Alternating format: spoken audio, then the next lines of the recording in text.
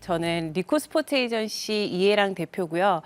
사실 되게 생소하실 거예요. 스포츠 에이전트 이러면 도대체 뭘 하는 직업이지? 이렇게 생각을 되게 많이 하실 텐데 안 좋은 인식도 사실은 있어요. 왜냐하면 선수들을 위해서 열심히 일을 하는 사람이기도 하지만 또 돈을 어쨌든 더 많이 받아가려고 노력을 하는 사람으로만 많이 비춰지기 때문에 그 유퀴즈 나갔을 때 하는 얘기가 너무 난 열심히 일을 했을 뿐인데 거품의 근원 막 이래가지고 막 그런 얘기도 사실 들을 때도 있거든요, 저도. 그렇게 지금까지도 이 직업이 많이 안 알려져 있는 가장 큰 이유는요.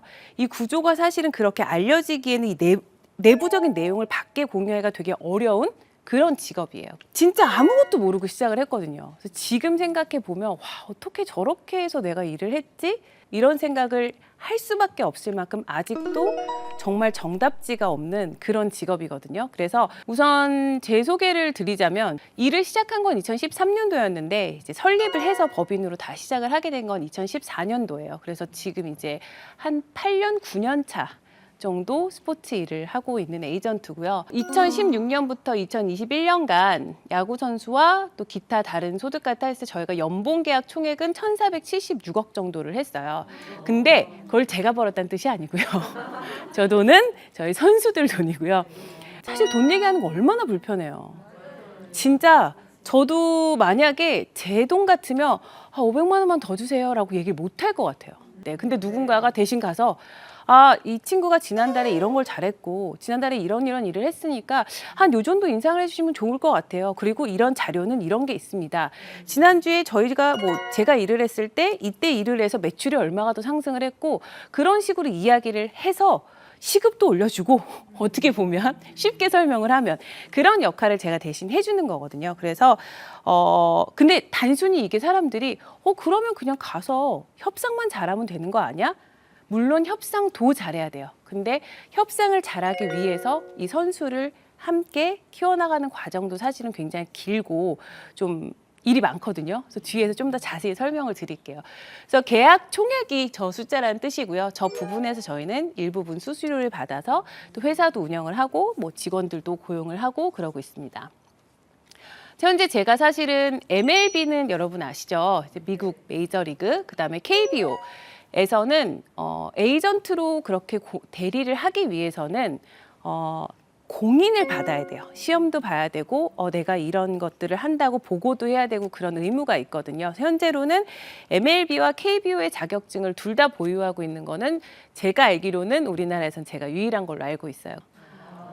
우리나라에 이 에이전트란 제도가 재밌게도 들어온 건 2018년도가 처음이에요.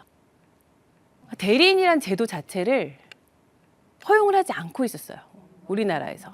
그래서 외국 같은 경우는 미국 같은 경우는 벌써 역사 50년 정도 된 대리인의 제도가 있는데 그전에는 이제 일본 같은 경우가 조금 비슷한 제도가 있긴 했는데 한 명밖에 못 고용하고 이런 게 있었고 우리나라는 아예 거의 불가능했었어요. 사실은. 그래서 2018년도에 처음 대리인이란 제도가 생겼어요. 그래서 선수들이 나 대신을 해서 이 FA 계약이라든지 연봉이라든지 이런 걸 이야기해 줄 수 있는 사람을 고용할 수 있는 권리를 갖게 된 거예요. 그래서 2018년도 이후에 이제 계약을 이렇게 양희지 선수라든지 안치홍, 허경민 선수 같은 경우는 제가 이제 그래서 해외에서 있었던 사례 중에 비슷한 사례를 가져와서 옵트아웃이라는 것은 뭐냐면요. 예를 들면 월급 계약을 아니면 연봉 계약을 한 거예요. 그래서 내가 A라는 회사에서 4년을 일하기로 한 거예요. 4년에 얼마를 받기로 딱 얘기를 했어요. 그래서 4년에 우리가 최대 56억을 받을 거야. 근데 2년 있다가 근데 4년 동안은 본인도 그만둘 수가 없어요. 여기도 해고를 할 수가 없고. 그랬는데 중간에 2년 이후에 내가 만약에 구단도 중간에 2년 있다가 만족하지 못하면 우리 나머지 2년은 계약을 하지 맙시다라고 조항을 넣은 거예요. 근데 또 한편으로는 선수도 원하지 않을 수 있잖아요. 나 자유계약으로 다시 나가면 나 돈 더 많이 벌을 수 있을 것 같아. 근데 또 한편으로는 둘이 마음이 맞으면 그냥 2년 더 우리가 상호 어그리를 했던 금액으로 그냥 가자. 동의했던 금액으로. 그렇게 갈 수도 있어요. 그런 옵션을 넣어놓은 게 이제 뮤추얼 옵션이라는 거였고 그다음에 허경민 선수가 했던 최초 옵트아웃 계약이라는 건 7년 계약을 해놨어요. 근데 중간에 선수가 4년 정도 있었는데 하니까 나머지 3년 계약은 다시 나가서 하면 저거보다 돈을 더 많이 벌 것 같아요. 그러면 나 다시 그냥 너희랑 그만하고 FA 선언할게라고 옵트아웃이라는 걸 할 수가 있어요. 그래서 사실 요 제도 조론 계약이 사실 우리나라에서는 메이저리그에서는 꽤나 흔한 계약인데 우리나라에서는 아무래도 어색한 계약, 구단이 싫어한다 이런 건 아니었고요. 좀 없었던 계약, 7년 같은 경우는 프로 스포츠에서 지금 최장 계약이었거든요. 그렇기 때문에 조금은 어색한 계약일 수 있어서 아직은 또 선수들은 그런 걸 잘 모르잖아요. 저는 이제 메이저리그에서 활동을 하다 보니까 이런 계약도 있네 이러고 굉장히 익숙한 거지만 그래서 그 당시에 구단들도 굉장히 흔쾌히 또 저런 계약을 함께 해주셔서 저런 계약들을 사실 대리인에 들어와서 많은 활동을 했어요. 그래서 아무래도 프로야구 하면 사실 되게 남성적인 스포츠잖아요. 남자들만. 야구 같은 경우 사실은 여자가 하는 경우는 거의 없으니까 이거를 뭐 성차별 이런 걸 다 떠나서 그냥 남자들이 많이 하는 운동이고 또 남자들이 활동을 많이 하는 업계다 보니까 좀 특이하게 신기하게 바라봐 주셨던 시선들은 좀 많았던 것 같아요. 근데 저는 개인적으로 근데 여자가 어떻게 이렇게 물어보면 전 사실 아까 얘기했지만 2018년도에 이 제도가 처음 생겼다고 했잖아요. 그리고 에이전트 이러면 아까처럼 막 고세역 막 이런 거야. 그러니까 저는 사실 여자라는 선입견에 이렇게 사로잡혀 있기보다는 그냥 그 에이전트라는 선입견이 이미 너무 많았어요. 그러니까 그거랑 싸우기에도 너무 바빴고 그때 당시엔 사실 어떻게 보면 제가 2013년도부터 일을 시작했을 때는 이쪽에 전문가가 많이 없었거든요. 그러다 보니까 제가 초보잖아요. 그러니까 제가 일을 할 때 느끼면 내가 여자여서 내가 어리니까 라고 스스로 생각하기에는 제가 너무 초보였어요.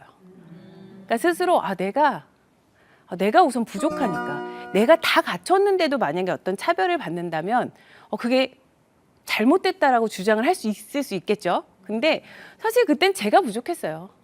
내가 공부해야 될 것도 너무 많았고 배워야 될 것도 너무 많았고 이미 이 직업에 대해서도 아직 이 직업을 얘기하면 제가 에이전트예요 그랬더니 한 번은 저를 타보더니 무슨 일을 하냐고 해서 막 설명할 때 그분이 경상도 분이 아직도 기억하는데 잘 지내요 지금은.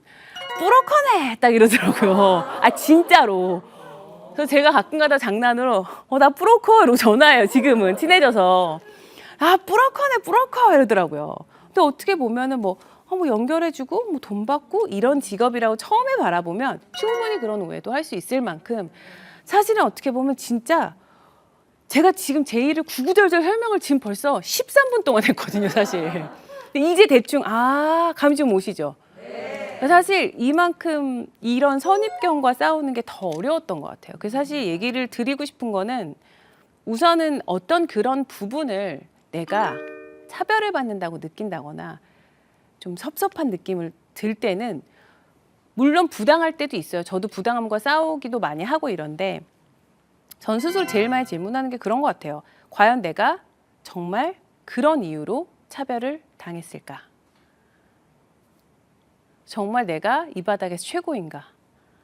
내가 최고일 때 당하는 건 차별 맞아요. 근데 우선 내가 최고가 아닐 때는 최고가 더 느릴 수밖에 없는 것 같아요. 어쩔 수 없이. 왜냐하면 그 사람이 훨씬 나보다 더 잘하고 있으면.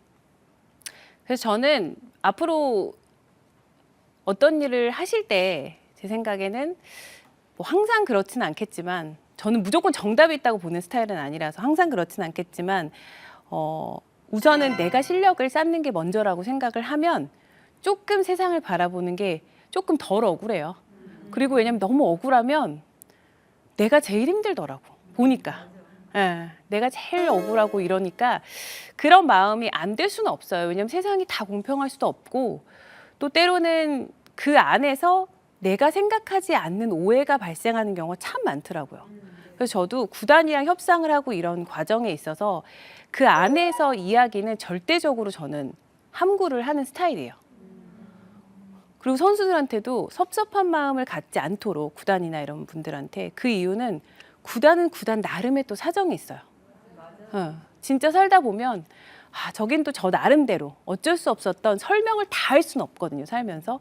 그러면 이거를 너무 상처를 본인이 많이 받다 보면 앞으로 나아가는데 좀 힘들더라고요.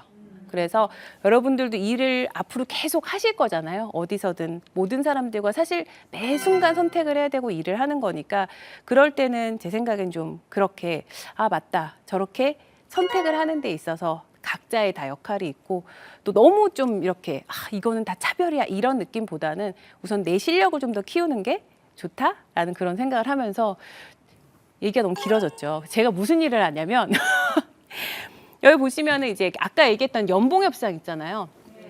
연봉협상, FA 협상, 구단 이적, 외국인 선수 막 이런 계약 협상을 위주로 해요. 그리고 그 뒤에서는 사실 협상을 하려면 선수들을 잘 관리를 저희도 해야 되잖아요. 연예 매니지먼트랑은 좀 많이 다르다고 보시면 돼요. 연예인 같은 경우는 정말 기획부터 막 발굴해서 기획하고 키우고 모든 단계를 같이 해요. 그렇기 때문에 계약 기간도 길고 훨씬 더 이제 수수료나 이런 것도 훨씬 다르기는 하거든요. 저희는 사실은 구단에서 거의 많은 것들을 해주세요. 교육도 사실 하고 뭐 함께 돌아다니고 숙소도 같이 이렇게 원정 가면은 해주시고 이런 부분들이 있어서 그렇게까지 매니지먼트가 들어가는 건 아니지만 또 이 선수가 계속 성장을 해서 나갈 때 에이전트도 함께 이제 진행을 해야 되는 매니지먼트들이 있거든요. 도구를 구해야 된다든지 더 나은 퍼포먼스를 위해서 뭐 겨울 비시즌 기간에는 어떤 훈련을 한다든지 이런 부분들이 있기 때문에 그런 매니지먼트 뭐 컨시어지라든지 또 해외를 나가는 경우가 있기 때문에 해외 에이전시라든지 선수 PR이라든지 이런 부분들도 하고 있고요. 또 그 이외에도 또 사실 계약은 굉장히 큰 계약이 될 때도 있지만 저희도 보릿고개가 있어요. 가끔 가다가. 그래서 어떤 해에는 굉장히 막 100억짜리 선수가 몇 명 동안 나올 때도 있지만 거의 막 FA 계약이 거의 없는 그런 애도 있거든요. 그래서 그런 이외의 것들에 저희도 계속 수익을 발생을 해서 회사를 운영을 해야 되기 때문에 뭐 대회 운영이라든지 스포츠 행사라든지 컨텐츠 개발 등을 해서 저희가 스포츠 마케팅도 하고 있고요. 또 요즘은 컨텐츠가 워낙 대세이기 때문에 컨텐츠 미디어도 하고 있고 또 제가 에이전트 쪽 뿐만 아니라 다른 스포츠 부분들에 대한 아카데미도 저희가 대행을 하고 있고 뭐 컨설팅이라든지 그런 부분도 연구를 하고 있습니다. 아까 앞서 잠깐 말씀드렸듯이 2014년도에 그래서 처음으로 법인을 설립을 했어요. 그래서 그 당시에는 사실 그랬거든요. 스포츠 선수들이 있을 수 있을 만한 좀 괜찮은 에이전시 회사가 있었으면 좋겠다. 물론 많이 있었는데 그 당시에도 주로 골프 선수들 위주였고요. 또 대행, 아까 마케팅, 대회 대행을 많이 하는 회사들이었거든요. 그래서 스포츠 에이전시 딱 했을 때 선수들이 좀 있을 수 있는 그런 회사가 있었으면 좋겠다 그랬더니 그때 당시에 지인들이 저한테 이야기를 했던 건 에이전트는 전화기 한 대만 있으면 된다 그러더라고요.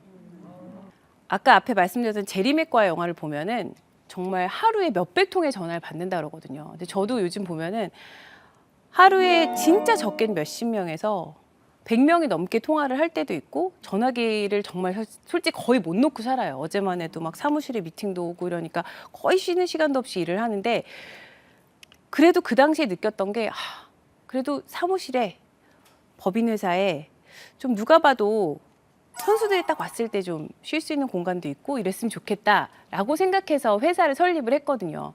사실 저 중간에 되게 후회 많이 했었어요. 왜냐면 이게 돈이 고정 비용이 너무 많이 드는 거예요. 근데 그 전에 제가 사업을 했던 적이 있거든요. 그 전에 20대 때도 이런저런 사업 혼자도 많이 해보고 인터넷 쇼핑몰도 해보고 다 해봐서 초기 투자 비용을 최소화하라는 것 정도는 잘 알고 있었어요. 근데도 이 제가 가지고 있는 약간의 고집 또 나름의 신념 이런 것들 때문에 그때 2014년부터 지금에 있는 사무실을 쓰진 않았는데 2016년에 이제 이사를 하고는 지금 있는 저희 사무실을 쭉 쓰고 있는데 어렸던 그런 신념을 가지고 들어오게 됐던 것 같아요. 내가 스포츠에서 선수들을 위해서 좀 버젓한 회사를 좀 꾸려서 해보고 싶다라는 생각을 해서 이제 2014년도에 그렇게 설립을 해서 여기 2016년도까지 보시면 거의 아무것도 없잖아요. 2017년도 거의 없어요, 보면은. 2014년에서 2016은 거의 통으로 묶여 있어요. 왜 그러냐면 딱히 한 일이 없어서 그래요, 그때. 일은 정말 너무 많았어요. 사람들이 물어보는 게 그래서 도대체 야구 선수들은 어떻게 스카우트는 하셨고 어떻게 김현 선수는 만났고 저 때 2014년, 2015년은 거의 해외에서 많이 머물면서 스카우트를 하러 많이 다녔던 것 같아요. 프로야구 선수들은 이제 춥잖아요, 겨울에. 그럼 2월 달에 거의 전지훈련을 나가요. 그래서 그때 당시 2013년도에도 제가 미국에 있어서 2013년도, 14년도에는 거의 미국에 있으면서 대학원을 LA에서 다니면서 왔다 갔다 하면서 선수들을 이제 스카우팅을 하러 애리조나로 운전을 하면서 다녔어요. 그러면 한 6시간 정도 운전을 하고 가면 돼요. 그러면 이제 수업이 제가 목요일 날 끝났거든요. 그럼 목요일 날 끝나면 밤에 이제 운전을 하고 10시에 떠나는 거예요. 밤 10시에 떠나서 그럼 새벽 한 4시? 뭐 이 정도면 도착을 해요. 그럼 그 다음 날부터 그 다음 수업 있는 월요일, 화요일까지 비니까 또 쭉 한 4, 5일이 비잖아요. 그때 거의 그 근처에서 맴돌았던 것 같아요. 전지훈련장에서 만나려고. 그래서 제가 준비해간 PPT 자료. 그럼 지금만 해도 저 어디 에이전트사 누구예요? 라고 하면 사실 에이전트 이렇게 아는데 그때만 해도 에이전트 제도가 아예 없었기 때문에 뭐 하시는 분이세요? 진짜 너무 생뚱맞잖아. 갑자기 뭐 미국에서 영어 좀 한다는 여자가 와서 막 운전하고 와가지고 막 사람들한테 막 기다려가지고 막 PPT 주고 있고 그러니까 제가 봐도 좀 무모하긴 했어요. 생각해 보면. 근데 그때 당시 그런 관계를 막 거쳐서 소개도 받고 사람도 만나고 그렇게 한 2, 3년을 지내고 나서 그 2015년도에 김현 선수랑 초에 계약을 하고 1년 동안 또 김현 선수 일을 하면서 메이저리그 쪽 진출을 시키기 위해 해외 에이전시들랑 협업을 하고 그때 2016년도에 2015년 말이었죠. 김현 선수 MLB 계약을 처음 하게 돼요. 그래서 저 때까지는 제가 얼마 전이에요. 불과 얼마 전에 제가 2014년도부터 최근까지의 그 재무제표를 봤거든요. 이제 회사에서 얼마 벌었고 얼마 썼고 이제 매년 정산을 하잖아요. 2016, 2014년도에 매출이 2,500만 원이더라고요.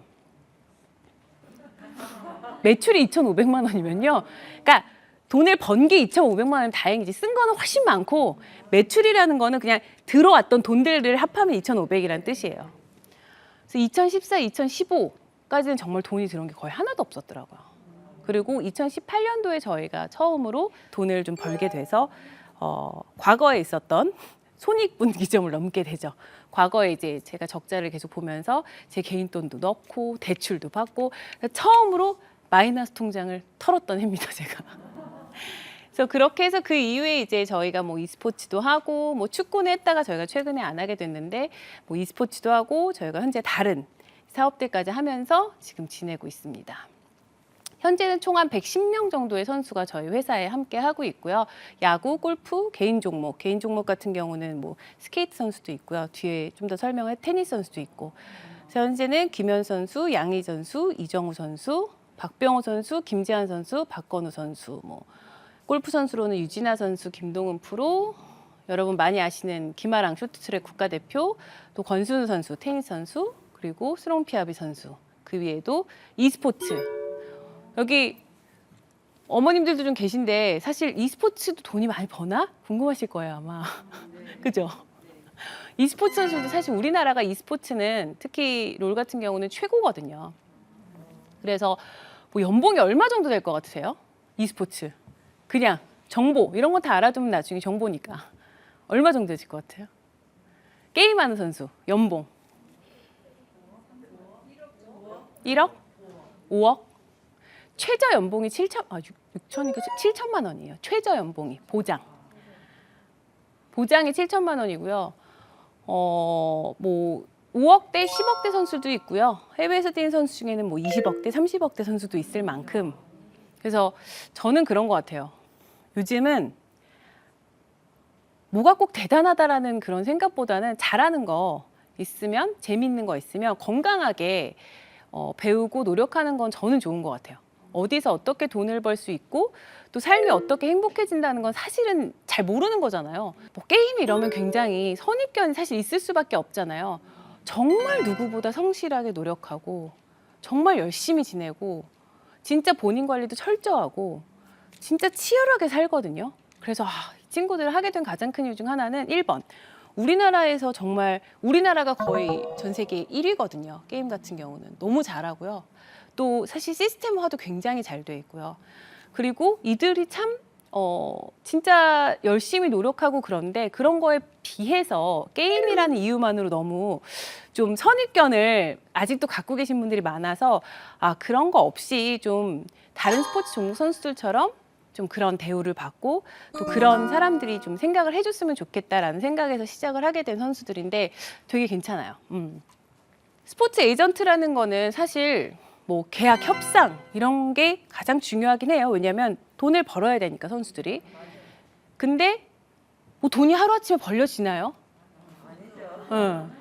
보면은 우리가 아까 그런 얘기 했잖아요. 시작하기 전에 슬쩍 인생에 어떤 고민이 있나. 취업, 진로.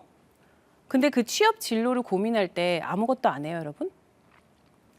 아니죠. 자격증 따러 다녀야 되죠. 뭐 학교에서 뭐 동아리도 해야 되지.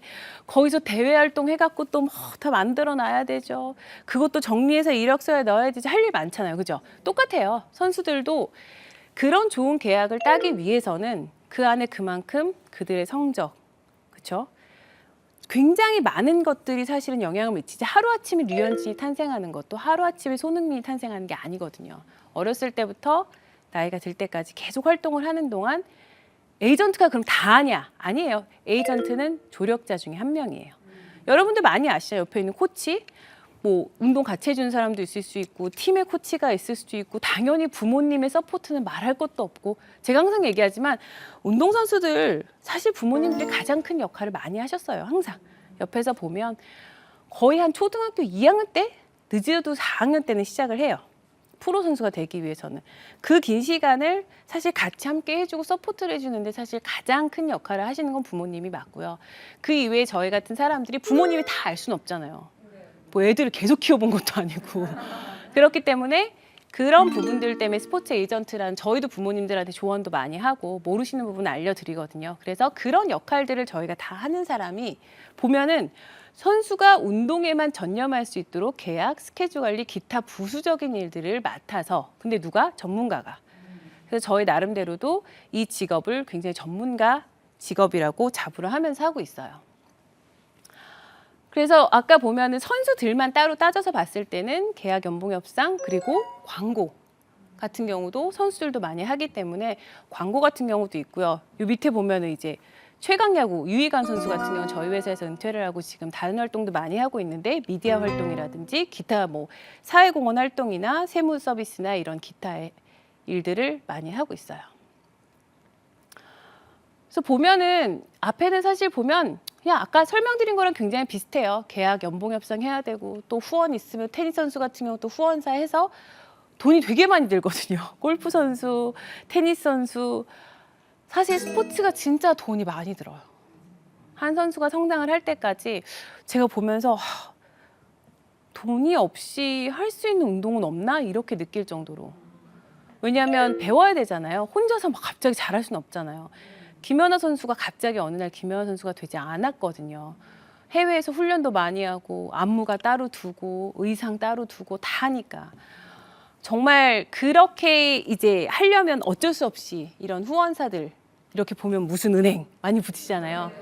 사실 그런 부분들이 그런 회사들이 사실 이런 선수들을 성장할 때 굉장히 많은 도움을 주시는 후원사들이고 또 그런 분들을 유치를 하고 이러는 게 또 저희의 직업이기도 해요.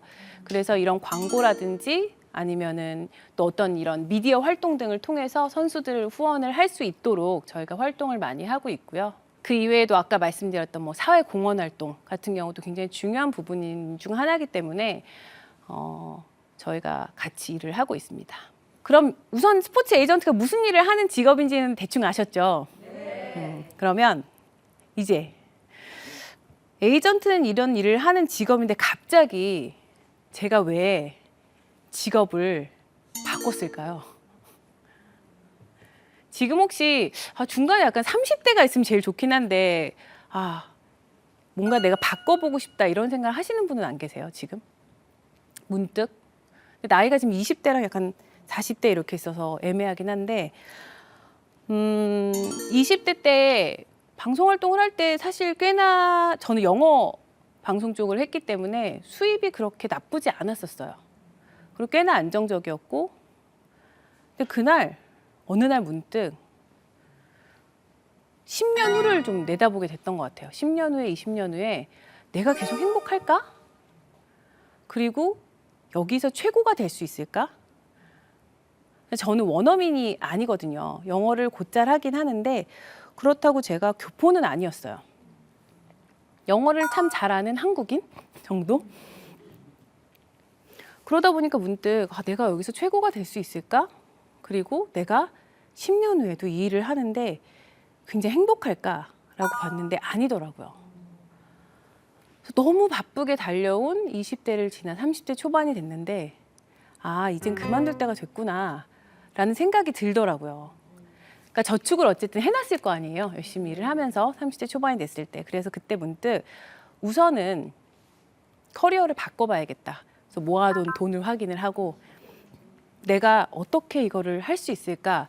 근데 무조건 커리어는 바꿀 수밖에 없겠다는 생각을 하게 됐어요. 왜냐하면 내가 10년 후, 20년 후에 과연 내 모습이 어디 있을까 봤을 때 우선 첫째는 제가 행복할 것 같지 않았어요. 그게 제일 컸던 것 같아요. 근데 두려웠냐고 묻는다면 진짜 신기하게 저는 안 두려웠어요. 그게 왜 그랬나 생각을 해보면 제가 20대 때 아까 전에 교육 쪽 일을 했다고 말씀을 드렸잖아요. 그때가 더 두려웠었어요. 20대 때가. 20대 때는 너무 두려웠어요. 내가 뭔가를 바꾸면 이미 다 모든 사람이 뭔가를 이룩한 것 같은 거예요. 가만 생각해 보니까 왜 그랬나 보면 20대는 결과를 뭔가를 내야 된다는 강박관념이 있을 수밖에 없어요. 그때까지 그렇게 살아왔거든요. 고등학교 졸업하고 대학을 갔어야 했고 대학을 간 다음에 무조건 취업을 해야 되잖아요. 그럼 그게 어떻게 보면 성적표처럼 계속 어릴 땐 성적표 받았죠.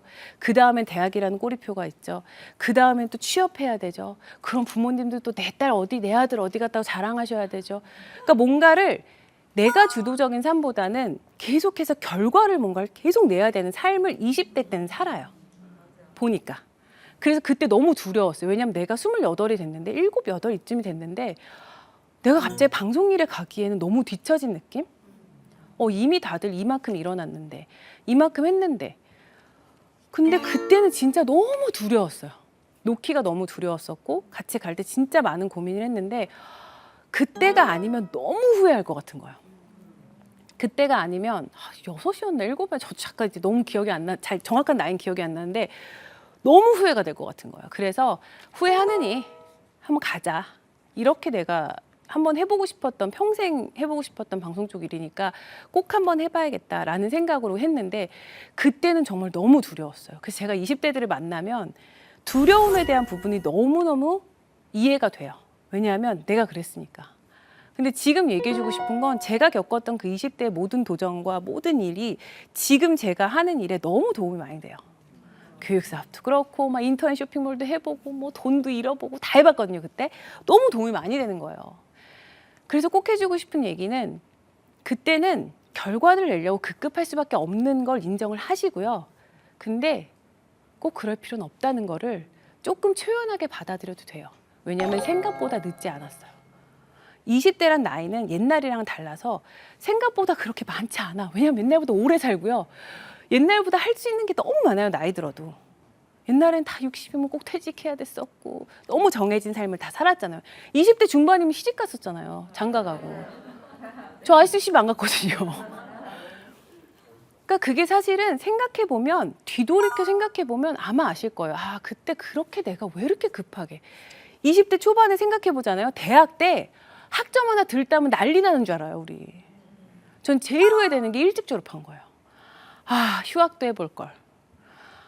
중간에 어디 좀 뭐 해볼 걸. 그냥 무작정 1년 좀 놀아볼 걸. 뭐가 그렇게 바빴지? 근데 그때는 뒤처지는 것 같았어요. 그걸 안 하면 너무 불안한 거야. 지금 20대들 아마 대학 다니시는 분들 굉장히 비슷할 거예요. 내가 취업 반년, 1년 늦게 하면 내 친구들 사이에서 엄청나게 뒤처지는 것 같잖아요. 저희 인턴이 한 명 들어왔는데 그 친구가 그래서 3개월 후에 어떻게 할래? 나는 우리 회사에서 너가 일을 했으면 좋겠어. 그랬는데 엄청 고민을 많이 하는데 그 이유가 뭐였냐면 내가 지금 만약에 이 일을 1년, 2년 더 했는데 만약에 이게 마음에 안 들어서 혹시라도 커리어를 바꾸게 되면 뭔가 뒤처지는 기분이 들까 봐 되게 걱정을 많이 하길래 23살이에요, 근데. 23살인데 사실 2년 지나봐야 25이에요. 근데 평생 본인이 스포츠를 너무 하고 싶었대요. 그래서 그럼 너 후회 안 하겠니? 해봐 한 번쯤.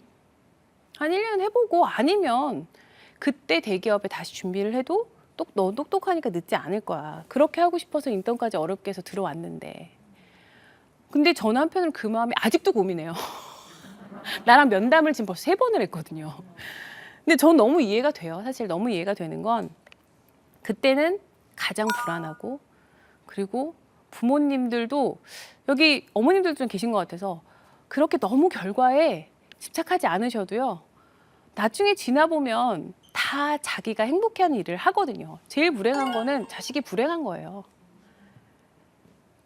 뭐 이렇게 막 끌려가듯이 일하고 막 이래서 또 적응 못하고 그만두고 이런 거보다는 20대 때는 여러분 그냥 하고 싶은 거 해보시면 좋을 것 같아요.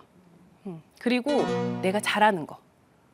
근데 하고 싶은 게 예를 들면 잘 따져야 돼. 난 자전거 타는 게 너무 행복해. 자전거 타면서 먹고 살 수는 없잖아.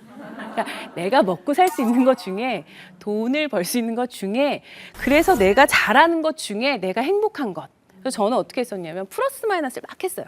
쫙 써놓고 내가 선택하는 길에 있어서 나에게 플러스가 되는 거 마이너스가 되는 걸 점수를 매긴 거예요. 그래서 나중에 토탈로 다 더해서 점수가 가장 높은 거. 오케이, 내가 제일 잘하는 건 이 직업이야. 내가 이걸 잘해. 근데 내가 잘하는 게 여기도 있어요. 근데 난 이건 너무 안 행복하더라고.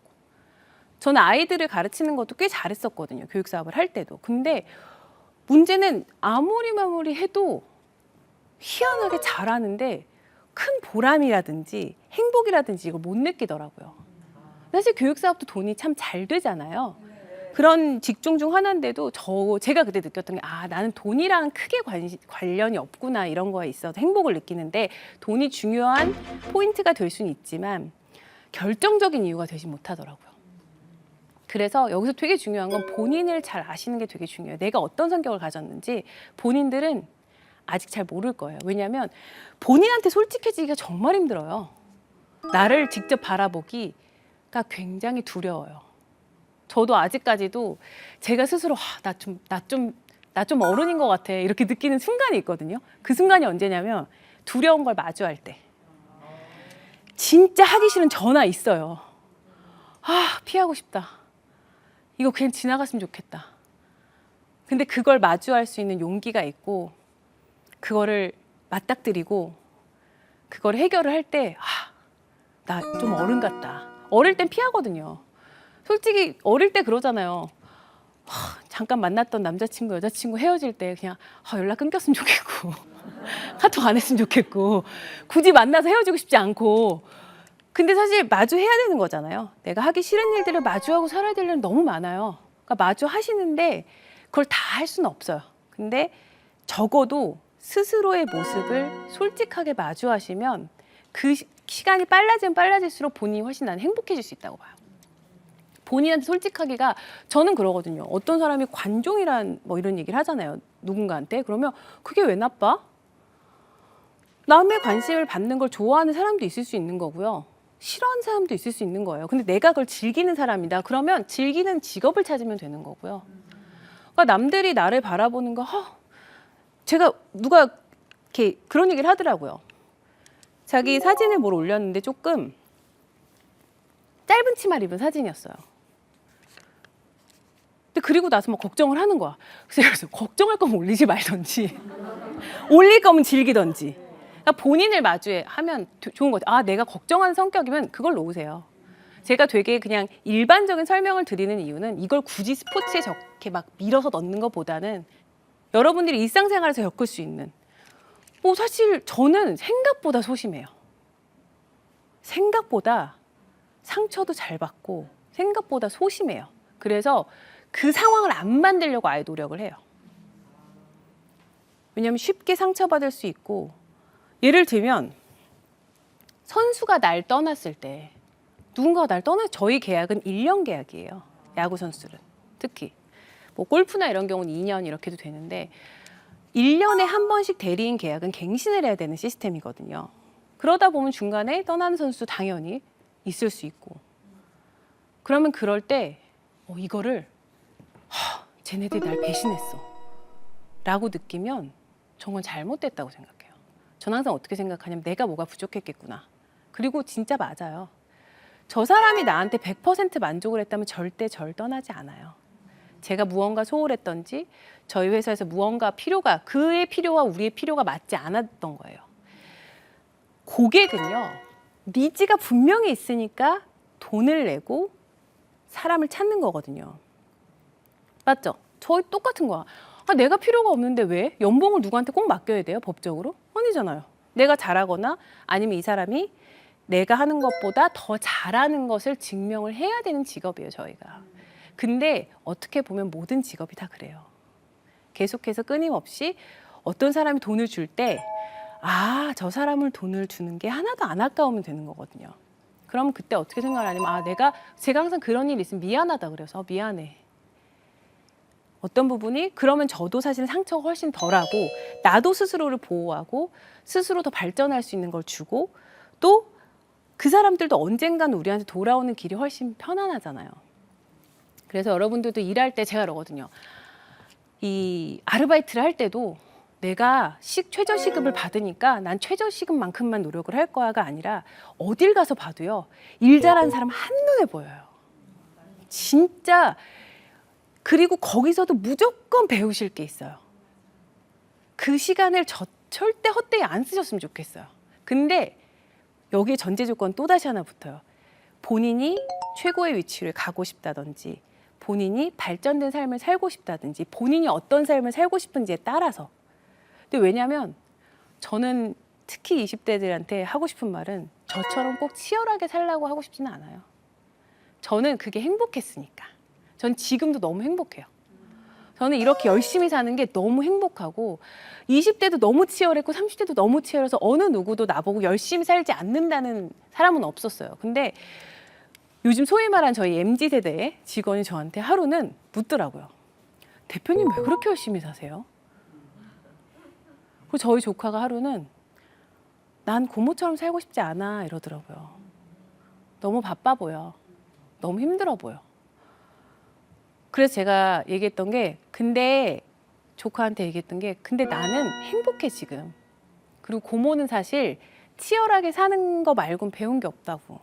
저희 엄마도 가끔 그래요. 나한테 너 왜 그렇게 바쁘게 치열하게 사냐고 그래서 엄마 나한테 치열하게 사는 거 말고는 안 가르쳐줬는데 나는 우리 땐 진짜 그랬어요. 막 성적 내야 되고 막 외고 보내고 막 그렇게 열심히 키워놓고 지금 와서 넌 왜 그렇게 치열하게 사니 이러면 난 어떻게 해야 되냐고.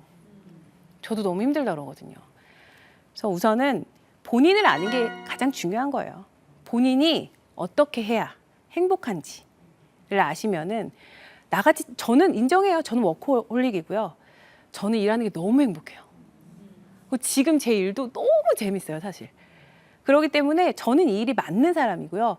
그래서 이 직업을 선택을 할 때도 사실은 무엇보다 저한테는 굉장히 큰 사명감이 있었어요.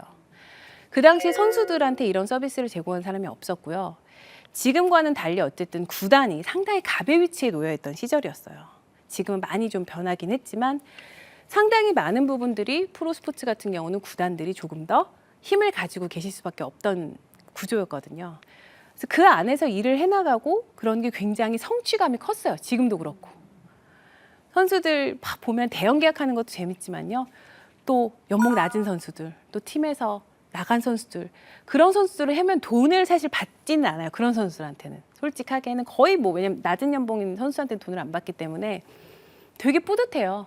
내가 뭔가 그래도 세상에 요만큼은 남들은 나를 바라봤을 때 큰 계약만 하고 막 돈만 많이 받아가고 이런 사람을 볼 수 있겠지만 사실 또 그 안에서 저희가 하는 일들에 대한 선수들의 권익을 찾아가고 또 힘든 선수들도 도와주고 그런 부분들에 있어서는 또 개인적으로는 굉장히 자부심을 느끼면서 일을 하고 있거든요. 그래서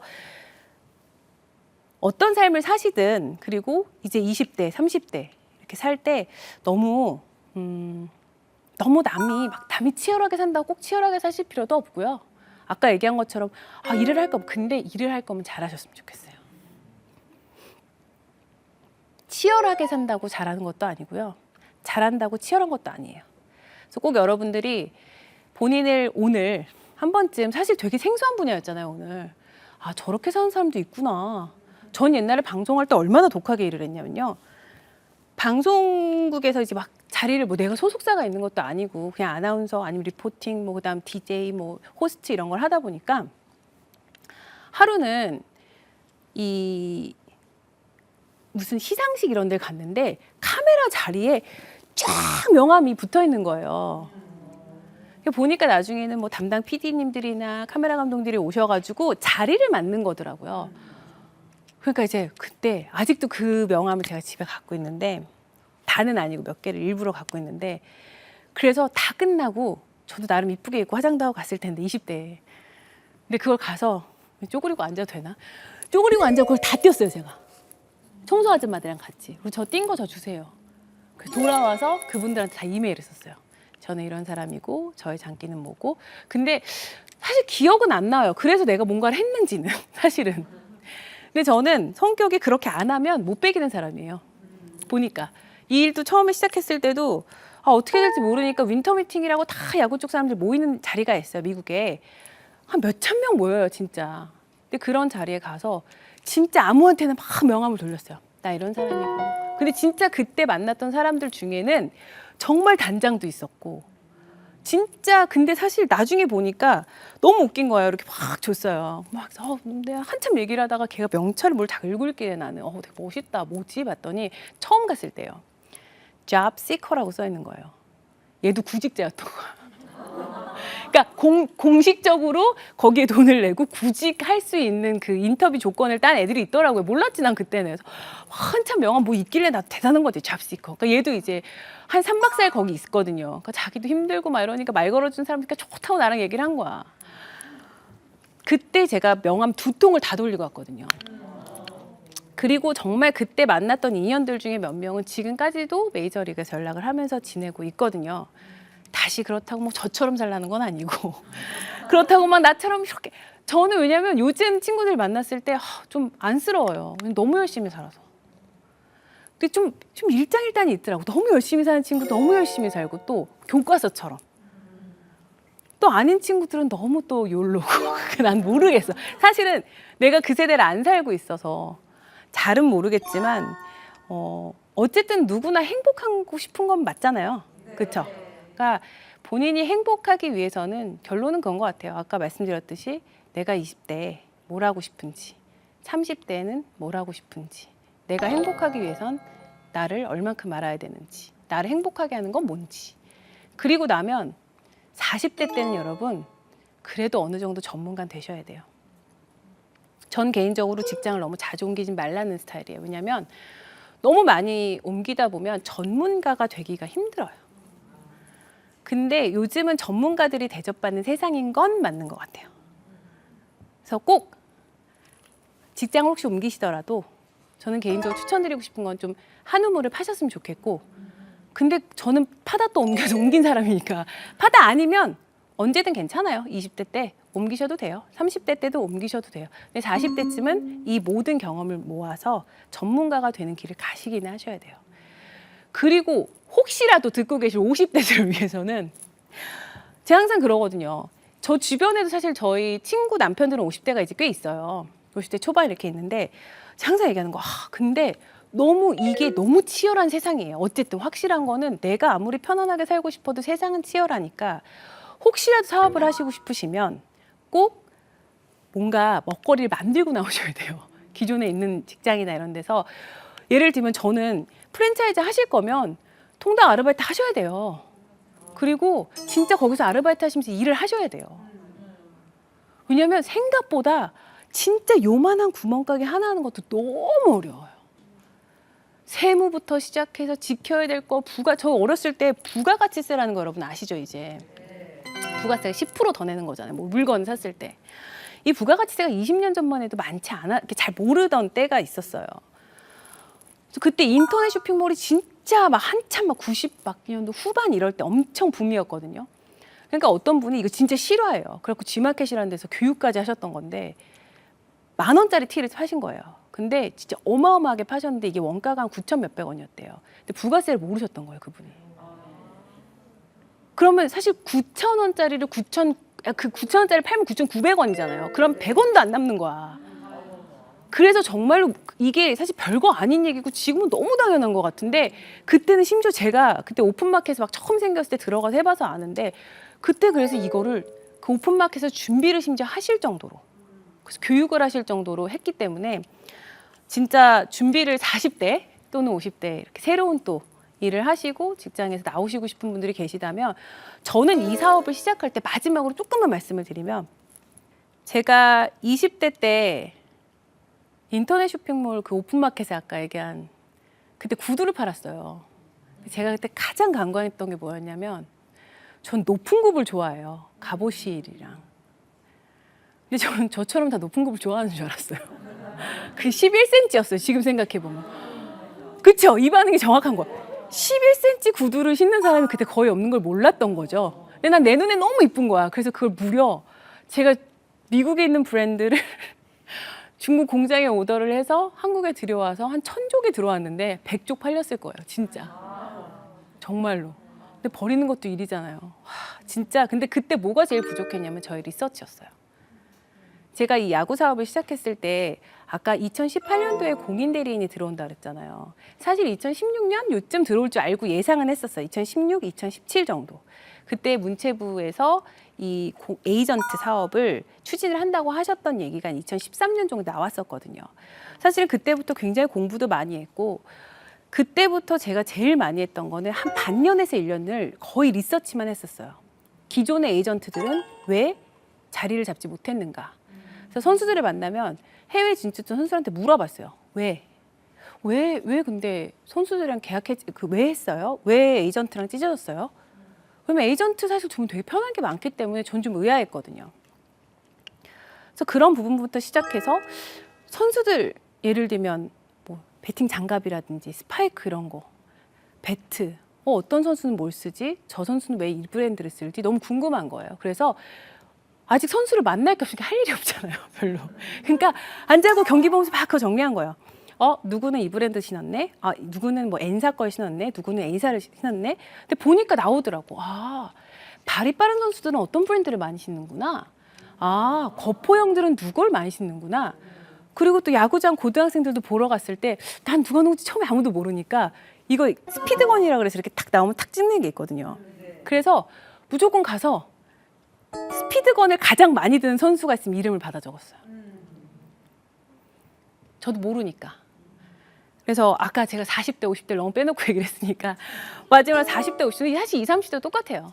어떤 일을 시작하실 거면요. 그 마켓에 대한 리서치를 좀 철저하게 하시면 좋을 것 같아요. 그러면 확실히 실패 확률은 좀 적어지는 것 같아요. 그래서 물론 20대는 실패 좀 하셔도 돼요. 저도 했고 지나보면은 사실 그때의 경험이 저한테는 가장 저를 단단하게 해준 원동력이라고 믿고 있어요.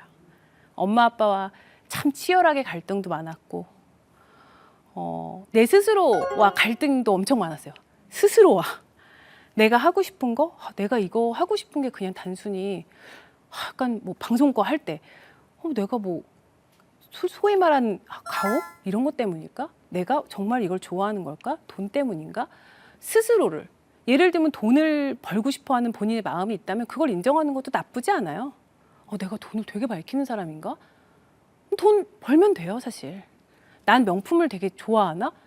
그럼 난 명품을 사고 싶어. 그럼 명품을 좋아하는 본인을 자꾸 블레임할 필요는 없고 그럼 명품을 살 수 있는 능력을 갖추고 본인이 그만큼 할 수 있게 열심히 일을 하면 저는 되는 것 같아요.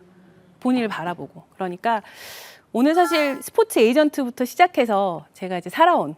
근데 사실은 제가 이런 얘기를 할 때 가장 좀 어려운 거는 제 말이 다 맞는 것 같지는 않아요. 근데 저는 이렇게 살았으니까 그냥 20대나 특히 30대한테 드리고 싶은 말씀은 조금 더 너무 이렇게 막 결과를 꼭 내야 된다는 생각을 하기보다는 본인을 좀 더 잘 아시고 그렇게 나아가면은 나중에 본인이 행복한 삶을 살고 있다는 걸 아마 느끼시게 될 거예요. 그러면 아마 저도 40대 때 처음 느꼈거든요. 되게 행복하다. 내가 이렇게 막 남들이 말하는 저 사람 대단하다, 여자로 이런 거보다는 내가 지금 매일매일을 살아갈 때 너무 힘들거든요. 너무 힘들 때 있어요. 요즘 같은 때는 너무 힘들어요. 지난주에 막 새벽 2시, 3시까지 일하고 막 밤도 몇 번 새고 막 이러니까 40대 되니까 힘들어 사실은. 몸도 힘들고 진짜 매년이 너무 다른 거예요. 그렇기는 한데 제일 좋은 건 누가 대표님 되게 행복해 보이세요 라고 하면 제가 저 진짜 행복해요. 내 일을 할 때 너무 치열하고 피곤하고 힘들고 지칠 땐 있는데 저는 제가 지금 살아가고 있는 제 삶이 되게 행복해요. 그래서 여러분도 본인을 그 원동력이 보면은 제가 20, 30대에 겪어왔던 제 경험과 그리고 스스로를 계속해서 꾸준히 퀘스처닝했던 작업이라고 저는 믿기 때문에 여러분도 그렇게 하시면은 20대, 30대 그리고 40대, 50대 다 포함해서 내년이 좀 더 행복해지실 수 있지 않을까 생각을 합니다. 괜찮나요? 어쨌든 오늘 이렇게 들어주셔서 감사하고 네, 혹시라도 궁금한 거 있으면 나중에 DM 주시면 제가 답드리겠습니다. 네, 감사합니다.